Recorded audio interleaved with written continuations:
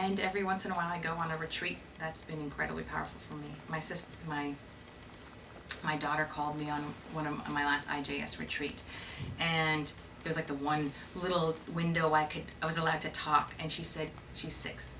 And Rose said, "Mom, what do you do on these retreats?" I said, "Well, I try to get quiet enough that I can actually hear what God wants to say, and sometimes I do that by meditating, and sometimes I take walks."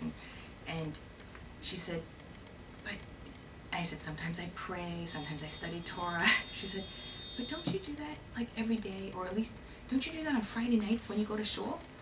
And I said, "Well, yes." I said, "But that's like, with people, you kind of check in with them every day, and maybe on Shabbat we get to have a little bit more time where we talk." I said, "But retreat, it's like vacation with God.